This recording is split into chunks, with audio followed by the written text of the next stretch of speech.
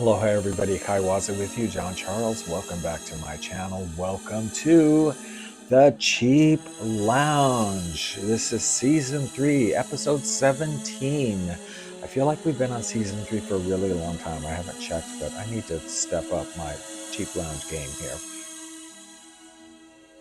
Anyway, lots of records to talk about. What we're doing here is talking about cheap records that I've picked up at dollar bins and thrift stores and have uploaded selections from them onto my easy listening radio station, Moody Mood Music, on Live 365. That's linked below, and if you can stand it, you can tune in and listen to some old school easy listening music anytime.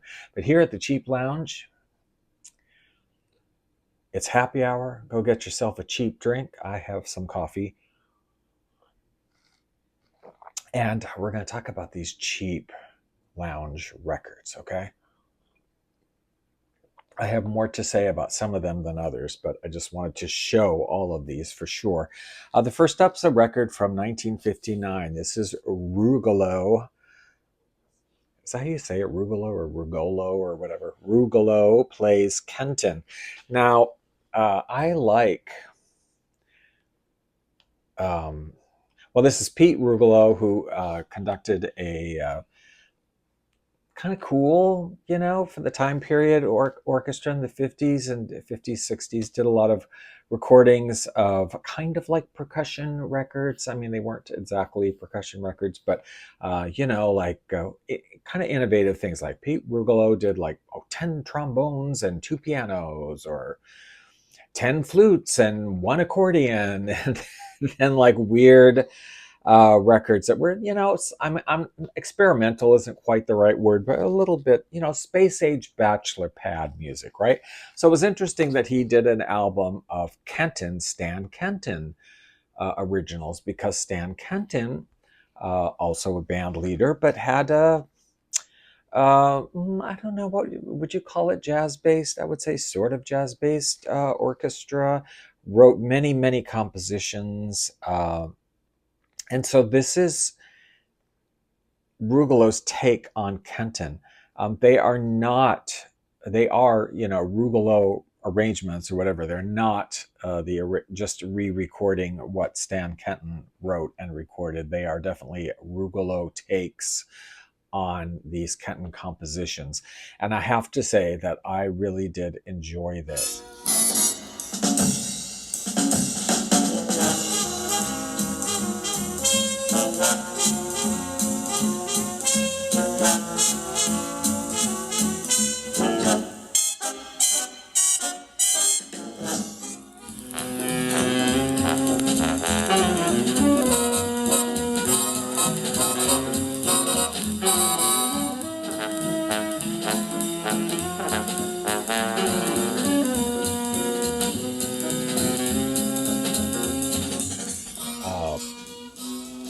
I am fancy about Stan Kenton. I don't know how you guys feel, but I some of his stuff, his Kenton with Voices, I think it's called, albums, one of my favorites. Oh my gosh, I love that album so much.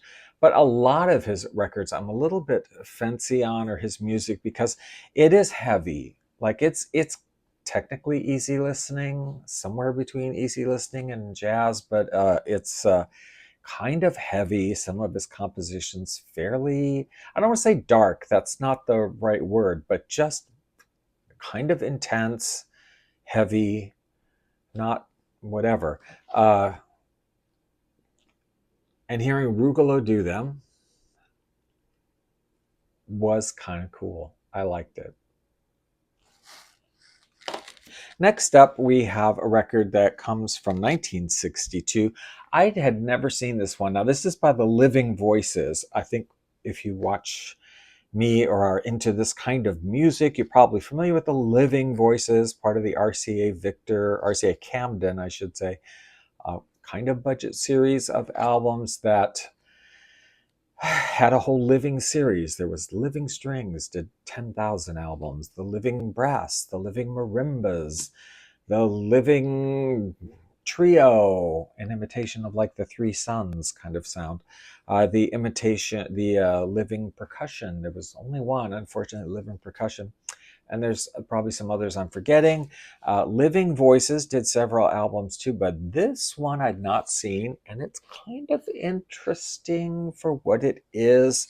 Songfest Fun at Home with the Living Voices, 27 sing-along favorites, and here they are singing along to the record. There are lyrics on the back so that you can sing along as well.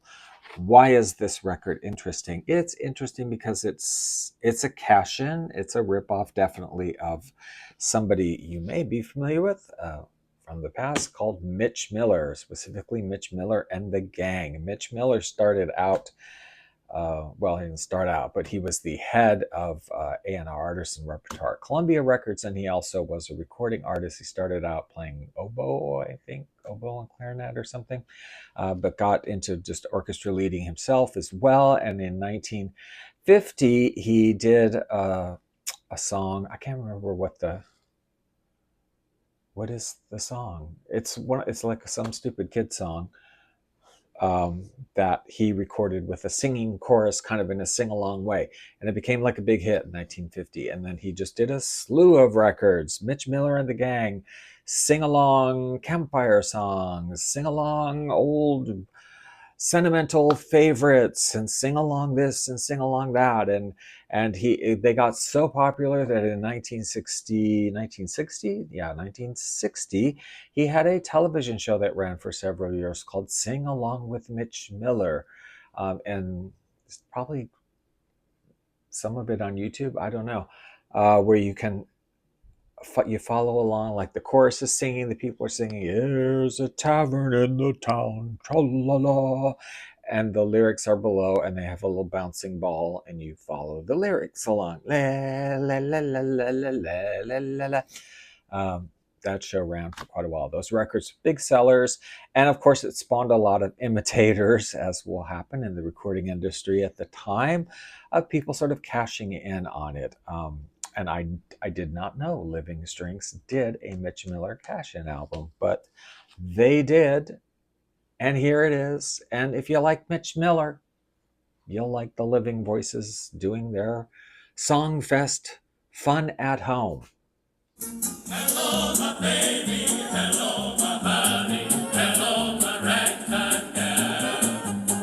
Send me a kiss by wire. Baby, my heart's on fire. My wild Irish rose, the sweetest flower that grows. You may search everywhere, but none can compare with my wild. Here's one 10-inch record. I love this sort of almost obscene. I mean, I think we're safe, but you're almost obscene here. This was a series, actually, of records. This one is for 1954, done on 10-inch record, 10-inch vinyl, all with sort of racy covers of women in various positions and various amounts of disrobing or whatever, called Sensations in Sounds and Moods I Love. That's what they're all called. And then there's just, they didn't even make them like volume 1 or volume 2. They're all called Sensations in Sounds and Moods I Love. And they're all by a different orchestra. This one is by Ray Martin and his concert orchestra, Essex Records, recorded in England. And music's fine. I mean, it's an orchestra. All of the I Love records were just by kind of popular orchestras at the time. And what I would say about them is, well, they did several. And I have a couple. I do have a couple. Monty Kelly's I Love Here and Nori Paramore is Here. That's a lovely cover. I mean, they're amazing covers.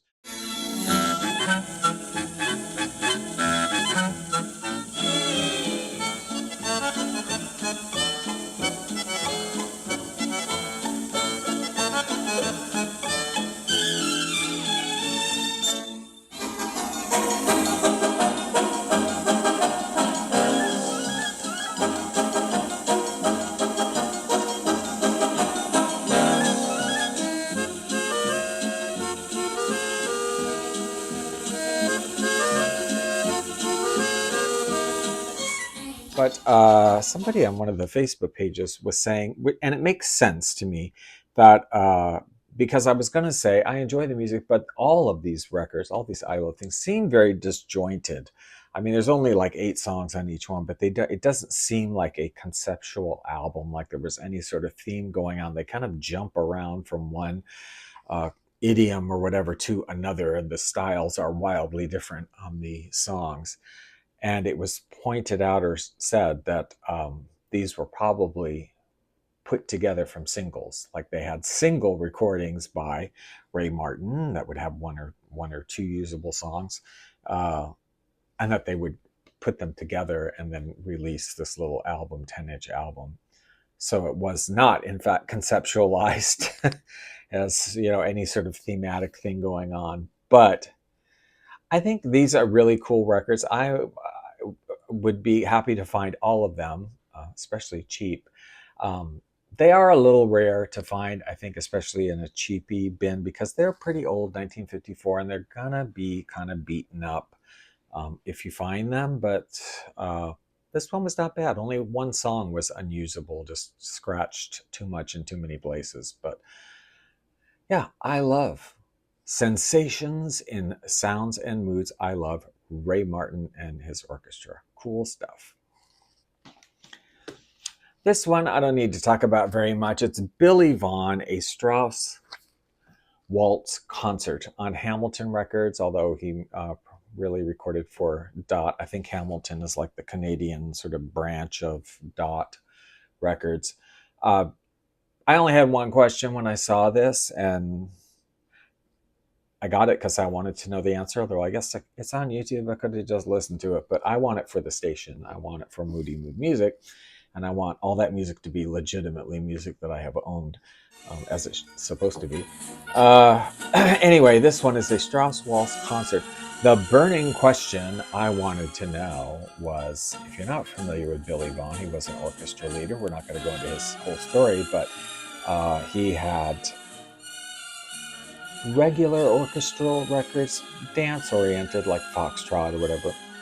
And he had a slew of very successful records in what he called the twin saxophone style. It's 2 saxophones, actually the same person overdubbed, which was a little unusual for the time. But so they would play exactly alike in harmony. Had lots of records. Blue Hawaii, I'm very familiar with, was a big hit record for him, but in that style. But he had lots of hit records. I love the Billy Vaughn twin saxophone style. So my thought immediately was, is this going to be twin saxophones doing the Strauss waltzes? Because I want that. That's going to be interesting to hear. The answer is not really. It's one of those kind of annoying albums he did. I mean, it's not annoying. It's just annoying to me that he did some albums like this that were basically orchestral, and he threw in a little bit of a couple of bars of twin saxophone in the songs. This album is like this. Some of them don't have any twin saxophone at all in the songs, and about half of them, I think, have a couple of bars where the twin saxophones come through, and you get a taste of that, but then it goes back to sort of being more regular dance orchestra. So, yeah, nice try, Billy Vaughn.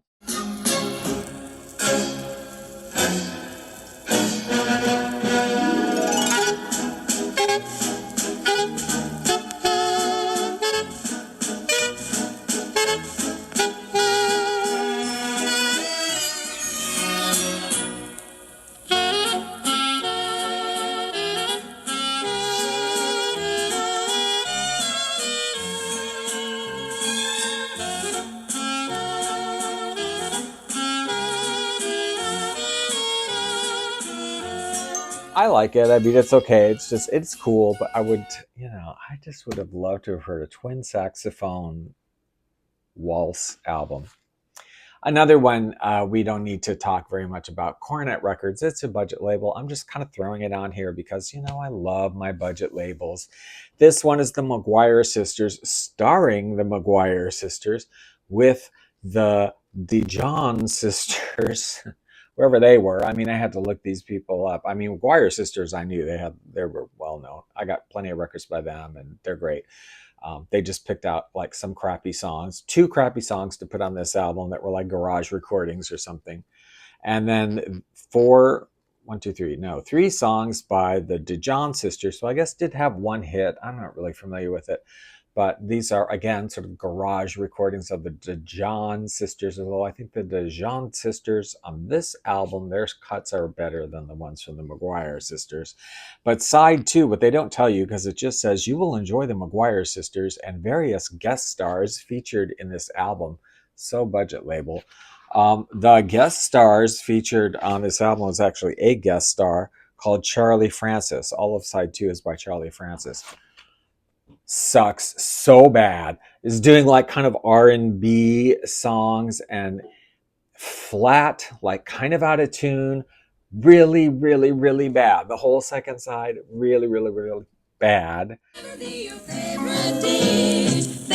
you're wasting my time.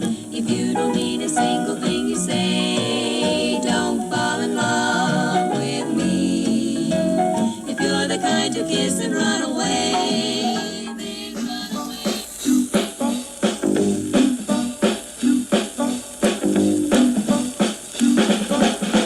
I'm counting the days and every tear, and it all sums up.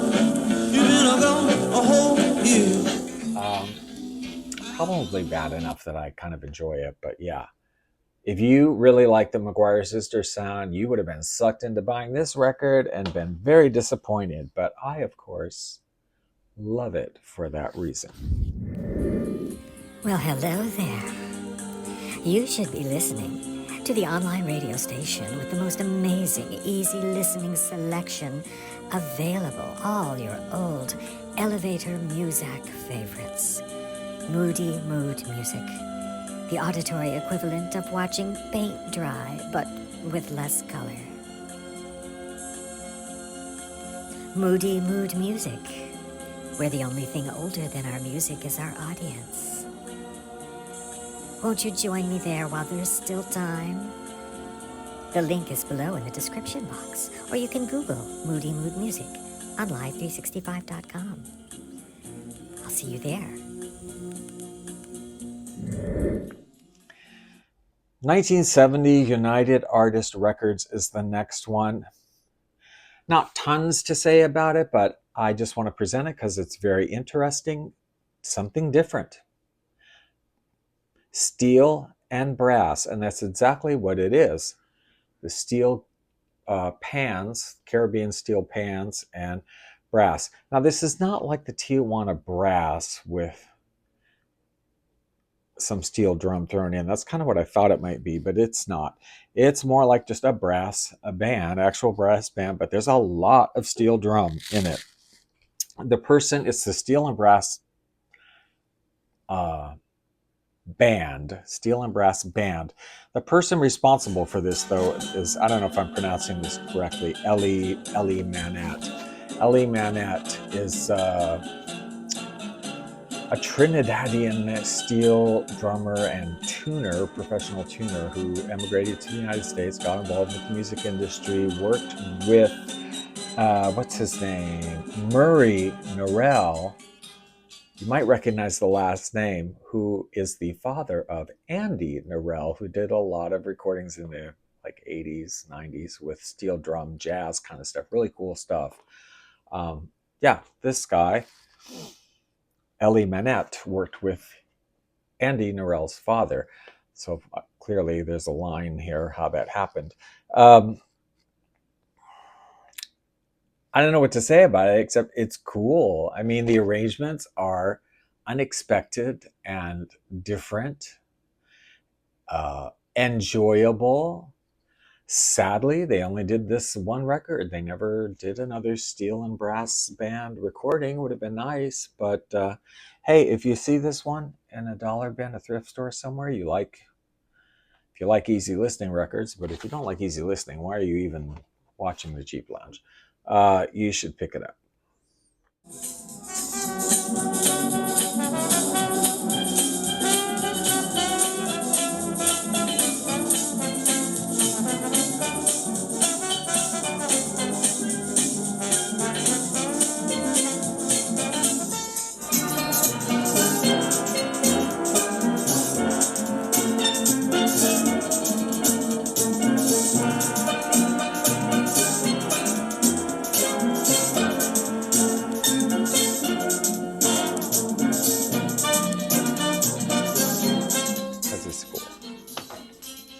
Another quickie I just want to mention.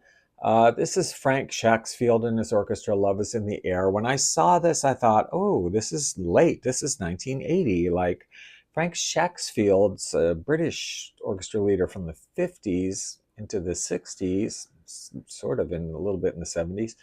Kind of probably best known for Ebb Tide, that Ebb Tide album, although he did a million records for Decca. I think his whole career he recorded with Decca, which also was a London Phase Four's parent company, whatever.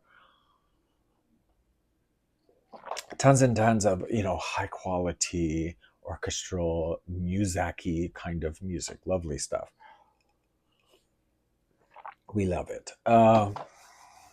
So I thought 1980, isn't that? Wouldn't Frank Shacksfield have been dead already? Was he even alive in 1980?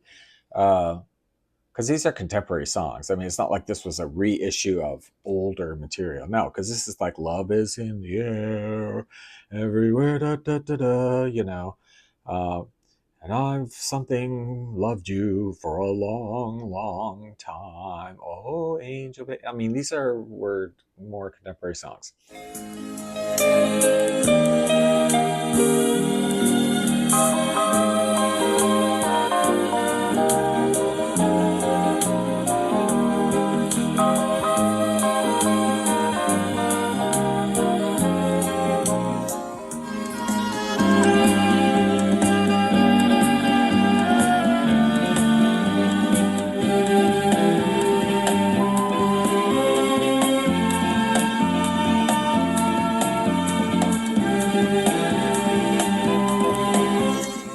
So turns out he actually didn't pass away until 1995, and he still did a little bit of recording into the 80s, late 70s and early 80s. However, most of it probably was for production library records, like for that DeWolf or whoever, different production companies created for radio stations and film and television and whatever to use as background music, thematic music for different things. So it looks like that's what he was primarily doing at that point. And it's possible that some of this music, because I did have a couple of CDs, I didn't pull them out, but I have a couple CDs like that. There are thematic albums that are like ocean related or something, they're not known songs. They're like original compositions, or somebody else wrote them, and they did these CDs of this orchestral seaside themed music or whatever. But I think he did that kind of stuff. But this, apparently he did do a little bit of recording. This is on Excelsior label, because this is not studio, would not have been like production music, but I guess he did a little bit. Who knew? I didn't know. You learn. Hey, Cheap Lounge, don't ever say Cheap Lounge is not educational. Finally today, because I learned stuff. This is an album. It's not so much the record. Easy Livin'. Cleo Laine, we've talked about her before, so we're not going to talk about her again. The reason that this record is of interest is when I was playing it, pulling out the sleeve. Now, this is on Stannion Records. I didn't really know the story of Stannion Records, but I knew it was related to Rod McEwen, like it was kind of his side label or something he was very, very involved with. And that turns out to be absolutely true. But this just had beautiful music for beautiful people. Isn't that funny? But it has, I just was looking at the records and I'm like, hey, I have never seen like the majority of this stuff anywhere in bins or anywhere I've been looking. And there's some pretty darn interesting stuff for little old moody mood music me, loving this kind of stuff. Boom. I'm like, what is this label? I mean, there's like Stannion Strings. There's stuff by Rod McEwen I have not seen, because you do see a lot of Rod McEwen out there.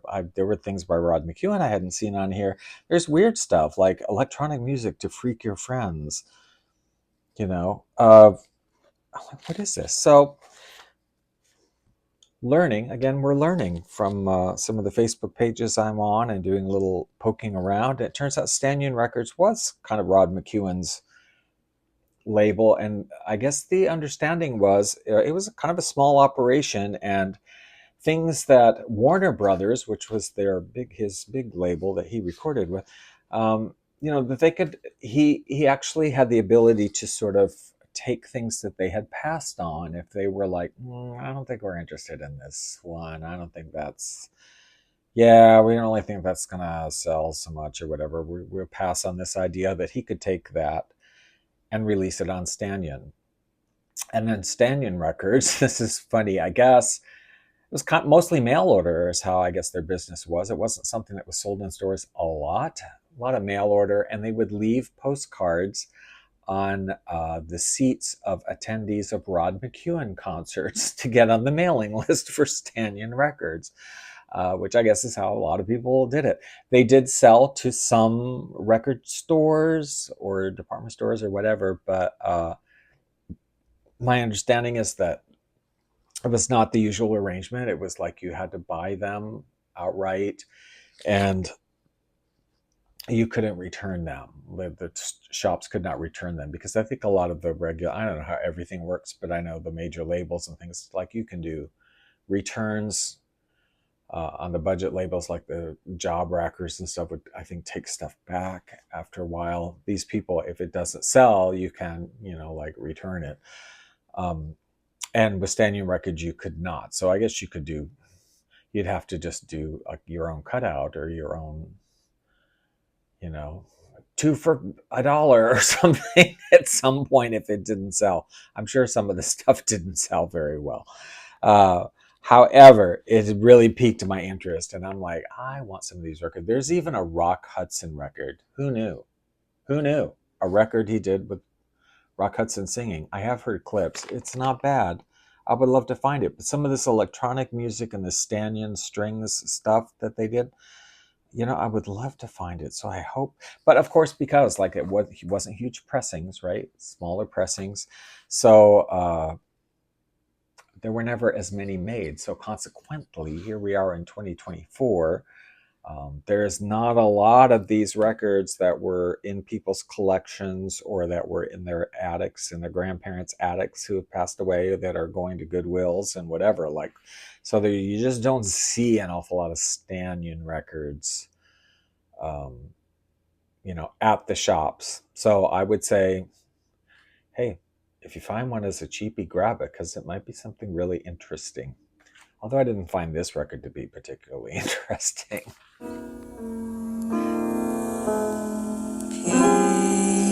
Picture me upon your knee,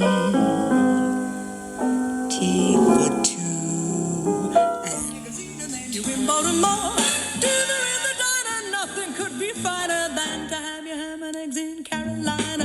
And when you hear the whistle blowing at you a bar, then you know the Tennessee is not very far.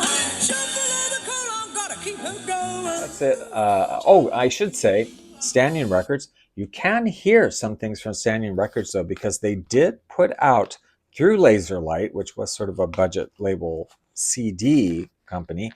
They did put out selections on various CDs in the 90s. I actually got quite a few of them during that period and later. I have some of them, like this one here, Exotic Embers, Forgotten Moons. This one's Martinis, Bikinis, and Memories. And there are other ones out there on the Laserlight label. There's like a saxophone one and an organ one and a few other mixed ones. These are mixed, like singers and orchestras and stuff. But this is all stuff taken from Stannion Records. So these are worth getting, I think, if you see them, on eBay or shops or somewhere, these Laserlight Stannion collections, because, you're not going to run across these records very much, the vinyl, that often either. So kind of worth picking those up if you're interested in it. And there's some interesting stuff on it. And some of it's just, music. But some of it's, interesting. Okay, that's it. Please leave your comments below if you have any of these records or any comments about these artists or labels or whatever. I'd love to carry on the conversation in the comment section below. Don't forget you can check out Moody Mood Music and hear selections from all of the albums that I've shown you today, plus hundreds and hundreds of other albums. That's Moody Mood Music on live365.com. So I hope you have a good week. We will talk to you later, and I'm going to try and be a little bit better about doing more cheap lounge, because I'm digitizing a lot, but you know, life, right?